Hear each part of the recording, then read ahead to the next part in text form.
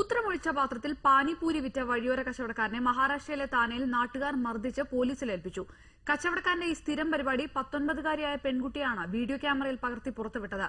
മൂത്രമൊഴിക്കാൻ സ്ഥലമില്ലാത്തതിനാലാണ് ഇങ്ങനെ ചെയ്തതെന്ന് കച്ചവടക്കാരൻ പോലീസിനോട് പറഞ്ഞു. ചെറിയ പിഴ മാത്രം ചുമത്തി ഇയാളെ വിട്ടയച്ച പോലീസ് നടപടിയിൽ പ്രതിഷേധിക്കാൻ ഒരുങ്ങുകയാണ് നാട്ടുകാർ.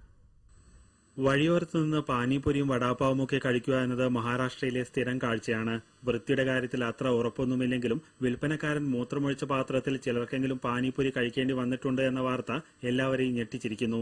19-കാരിയായ അൻകിത റാണിയാണ് ഞെട്ടിക്കുന്ന ഈ വീഡിയോ ദൃശ്യങ്ങൾ പുറത്തുവിട്ടത്. അൻകിതയുടെ വീടിന് സമീപമാണ് രാജ്ദേവ് ചൌഹാൻ എന്ന പാനിപൂരി വിൽപ്പനക്കാരന്റെ വഴിയോര കടയുള്ളത്. പാനിപൂരി കഴിക്കാനെത്തുന്നവർക്ക് നൽകുന്ന ചെറിയ പാത്രത്തിൽ ഇയാൾ മൂത്രമൊഴിക്കുന്നത് അൻകിത ഒരിക്കൽ കണ്ടു. നൂറുകണക്കിന് ആളുകൾ ദിവസവും പാനിപൂരി കഴിക്കാനെത്തുന്ന കടയിലെ ഈ വൃത്തികേട് അൻകിതയെ ഞെട്ടിച്ചു. ഇക്കാര്യം വീട്ടുകാരോടും കൂട്ടുകാരോടും പറഞ്ഞപ്പോൾ ആരും വിശ്വസിക്കുന്നില്ല. അങ്ങനെയാണ് 59-കാരനായ കടക്കാരന്റെ അറപ്പുളവാക്കുന്ന ഈ സ്വഭാവം അൻകിത വീഡിയോ ക്യാമറയിൽ പകർത്തിയത്.